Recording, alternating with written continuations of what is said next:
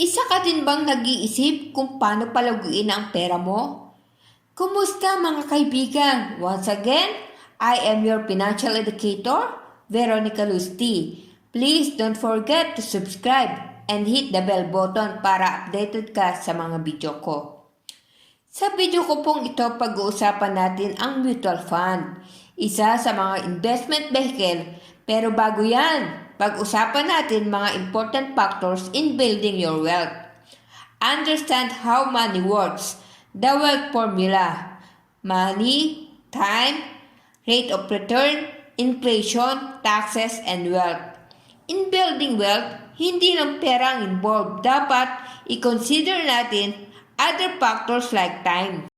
Importante din maingat tayo kung saan dapat natin ilagay ang pera. Ano ba ang rate of return na kitaan ng pera mo? Dapat din maintindihan mo ang effect of inflation taxes. First, let's discuss the value of time. Alam mo ba, may cause ang procrastination? Cause of waiting ang tawag dyan. Every time dinedelay mo pag-iipon, may nawawala sa'yo. Magbigay tayo ng halimbawa. Si Mr. Saves Early at si Mr. Saves Later. Magkaklase sila nung high school, so same age sila. Pareho silang naglagay sa investment facility na pwedeng magbigay sa kanila ng average 12% rate of return per year. Pareho silang nag-invest ng 20,000 a year for 6 years at total of 120,000. Ang difference, si Mr. Saves Early nagsimula ng 22 years old pa lang siya. Si Mr. Saves Later, dahil may sakit siyang procrastination or kaka-delay, nagsimulang mag-save ng 28 years old. So 6 years nag-delay si Mr. Saves Later. Yung naipon ni Mr. Saves Early na 120,000 at the age of 60 ay umabot na ng 7,651,410. Yung naipon naman ni Mr. Saves Later na 120,000 din at the age of 60, naging 3,876,440 dahil na-delay si Mr. Saves Later ng 6 years, 3,774,970 ang nawala sa kanya. Next, factor of rate of return, the rule of 72. Ito yung sinasabi ni Albert Einstein, the rule of money, the power of compounding interest. Pag dinivide mo yung 72, yung rate of return na binibigay sa iyo, kung saan ka naglagay ng pera, makukuha mo ang number of years kung kailan dodoble ang pera mo. Halimbawa, 1% ang binibigay sa iyo sa savings account mo. Meaning, 72 years pa, dodoble ang pera mo. Bakit 72? Halimbawa, on the first year, may 100 ka. Kumita ng 1% per year. On the second year, 101 na siya. Kasi kumita na siya ng 1% or piso. On the third year, 102.01 na ang 101 mo. Naging 102.01, kumita din ng 1%. Bago tumoble ang 100 pesos mo, sa year 1, 72 years pa aantayin mo para maging 200. Another example, kung nasa 1% ang kinikita mo, at the age of 29, may 10,000 ka, 29 plus 72 equals 101. At the age of 101, congratulations! Tumoble na ang pera mo. 20,000, maaantay mo pa ba yun? Kaya importante ang time of return para mas mabilis tumoble ang pera mo. Another illustration here is 4%, 8%, and 12%. Mas malaki ang interest rate, mas malaki dodoble ang pera mo.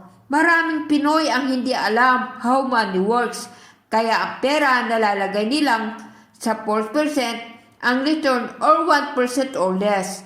If you don't know how money works, 6 million pwede mawala sa'yo kasi nasa wrong facility ang pera mo.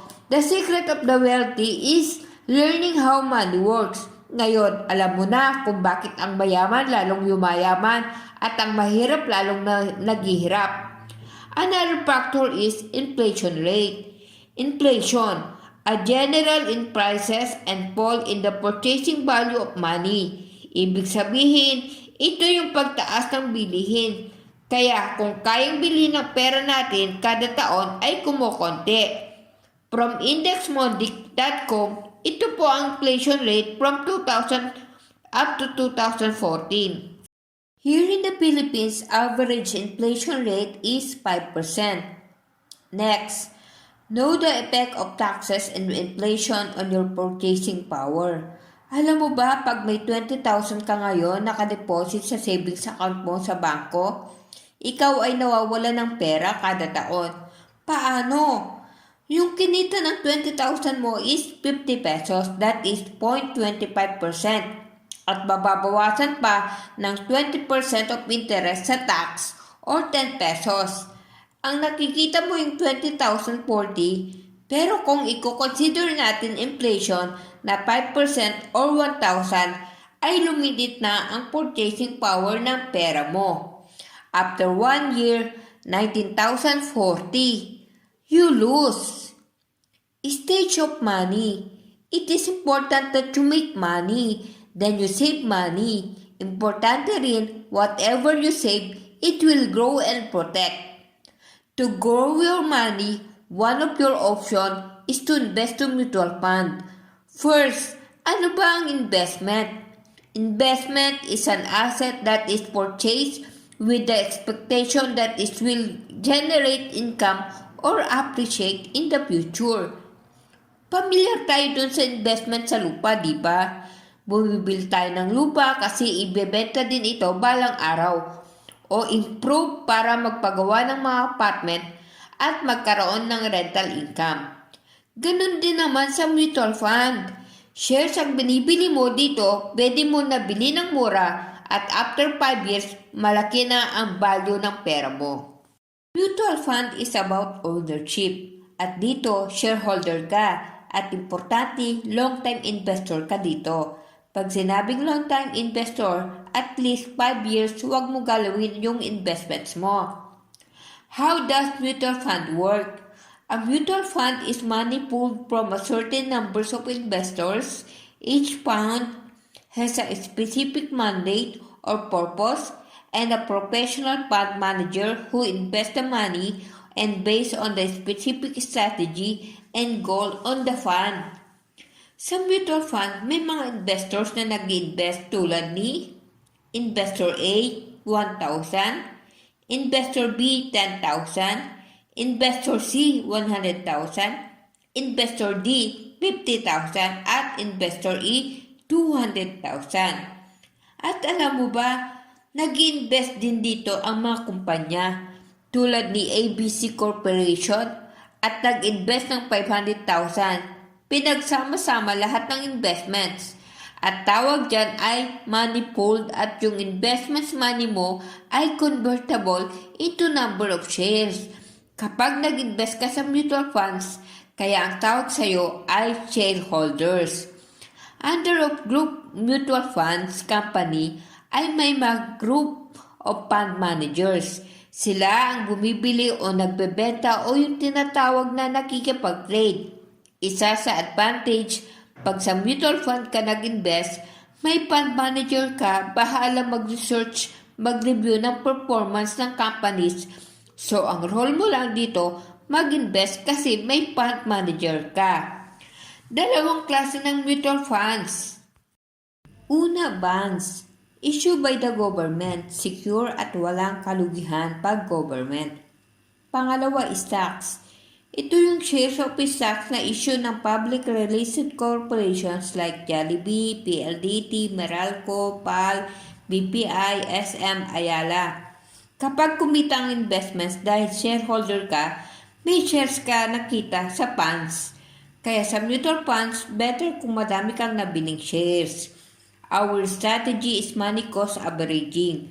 Ang role mo mag-save at mag-invest every month, regardless kung anong price per shares. Sabi nga, time is not timing in a better ally to build wealth for your family. In our example illustration, 100 ang monthly savings mo on the first month. Kung 100 ang price per share, isang shares na bili mo. On the second month is 50, so dalawang shares na bili mo. On the third month, 25 pesos per share, 4 na shares na bili mo, and so on. At the end of the 6 months, total number of shares na nabili mo ay 18 shares. I-times natin sa last per share, 50 pesos. So, total value after 6 months is 900 pesos. Kung total contribution mo, 600 pesos, kumita ka ng 300 pesos after 6 months. Or 50% or 8.33 per month. Again, this is an example of illustration purposes only. Based on historical performance of mutual funds, nasa 15 to 18% ang pwede kitain ng fund mo in 1 year. Mutual fund, the secret of the wealthy is now available to you. A mutual fund allows the average person to have equal investments opportunity with the wealthy. Noon, mayayaman lang ang pwede makapag-invest kasi malaki ang amount na involved. Today, meron na tayong opportunity mag-invest kasi kahit 1,000 lang ang pera mo, pwede ka na makapagsimula at pwede pang mag-top up as low as 20 pesos. A mutual fund allows money investors to pool their money. Professional money manager invest in diversified portfolio of securities. They invest pooled assets in many different companies in variety of industries. Ang maganda sa mutual fund, nagkakaroon ka ng opportunity to invest sa top corporations kahit limited lang ang fund mo.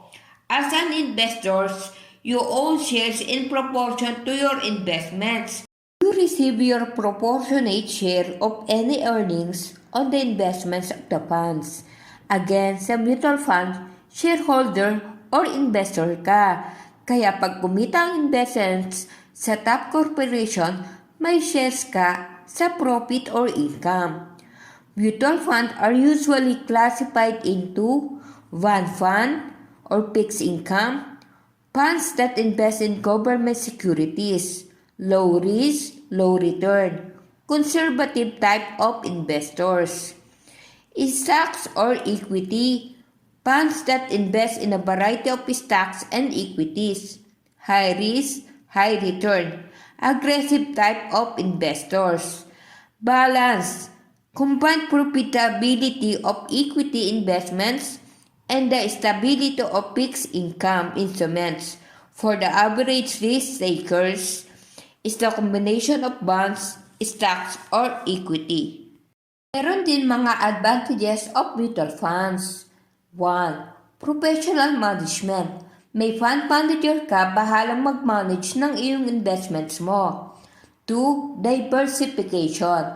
May SEC regulation na may limit na 10% maximum investments mo sa isang company. Halimbawa, tulad na lang ng PLDT or SM. 10% lang ang pwede invest maximum limit ng fund manager. Diversify investments kasi hindi lang nakalagay sa isang company. 3. Liquidity. Anytime you can redeem your investments. Huwag mo i-withdraw investments kung bago ka pa lang. 4. Lower investments minimum. Usually, 1,000 pesos lang pwede mo nang mag-open ng mutual fund account. And 5. Ease and convenient. Now, paano mo mamamonitor ang investments mo sa mutual fund? Most of the mutual fund company may ipinapadala sila sa address ng investors na statement of account. Yung iba na mamonitor mo online, merong access ibibigay sa iyo para ma-check mo account mo. Para may idea ka, ito makikita mo ang statement o account mo. Customer number, ito yung folio number or account number. Transaction, date kung kailan ka nakabili ng shares o nag-invest. Ang tawag doon, subscription, kasi shares ang binibili mo dito. Number of shares, kung ilan nabili mong shares, paano nakuha ang 25 shares, 10,000, yung amount na in-invest mo times 4 pesos, NAV percent na nag-invest ka or transaction date, NAV or net asset value per shares, magkano ang value ng shares nung time na nag-invest ka. Transaction amount, magkano in-invest mo. In case magpo-pull out ka ng fund, again, ang tawag dun, redemption. Para malaman mo kung kumita ka o hindi, itotal mo ang lahat ng shares. Tawag dyan, outstanding shares. Sa sample natin, nakabili ka ng 2,500 plus 1,200 per shares. Total is 3,700 shares. Yung NAV per shares, magkano ba ang current value ng shares natin? Sa sample natin, as of June 30, 2017, 4.5. So, ang current value investments mo ay 16,500. Paano nakuha yun? 3,700 times 4.50. Current cost ng total contribution mo is 15,000 na na-invest. May gain or interest value ang pera mong 1,650 pesos or 11%. Kung may advantages ang mutual fund, meron din namang disadvantages. 1. The returns are not guaranteed. There are risks involved. Kaya, ang tinuturo namin, ilagay mo ang pera mo na okay lang sa'yo na mawala kasi may risk. Kaya dapat long-term ang goal mo. 2. Fees can reduce your return unless you have zero load benefits. Dahil may fund manager ka, may tinatawag na entry fee or charge every time mag-invest ka sa mutual fund. Kaya maraming nagpapamember sa IMG kasi pag IMG member ka, zero load benefit ka, meaning walang charge every time magdadagdag ka ng investments. To know more about IMG benefits, you may click the link. 3. You can lose money. Kaya ang mutual fund tinatawag ng level 2 investing kasi ang tinuturo namin to build your strong financial foundation. Unahin mo muna sa baba, dapat may healthcare ka. Kung magsisimula ka sa investments, ang recommended namin ay Kaiser Savings Program. Kasi sa Kaiser, aside may investment ka, mayroon ka pang healthcare and life insurance coverage. To know more about Kaiser, check this link bit.ly/Coach Veronica Lusti. Investment rules. 1. No such things as short-term investments. Sa pag-execute, dapat may disiplina ka. Ang investments after 2 months, gusto mo na agad i-pull mo out. Again, long-term ang turo namin. 2. Greed never wins. Huwag mong gawin sugal ang pag-invest. Yung iba, kung nai-scam, gusto agad malaki ang kita. 3. Remove emotional attachment. May time na may makita kang lugi 1,000 pesos, pull out agad ang fund again. Dapat long-term investor ka. At least 5 years, huwag mo galawin ang fund mo para mabawasan ang risk. 4. Diversify. Sa iba't ibang investment ka mag-invest. Aside from mutual fund, pwede ka mag-invest sa other investment instrument like Kaiser. Pwede ka din mag-business or real estate. To summarize, ano na pag-usapan natin ay the wealth formula, cost of waiting, rate of return, the effect of taxes and inflation on your purchasing power, how does mutual fund work, and advantages and disadvantages of mutual fund. To know more about, just message me at my Facebook Messenger m.me/veronicaluz.t.77. My email address is tveronicaluz@gmail.com. Thank you for watching and to God be the glory.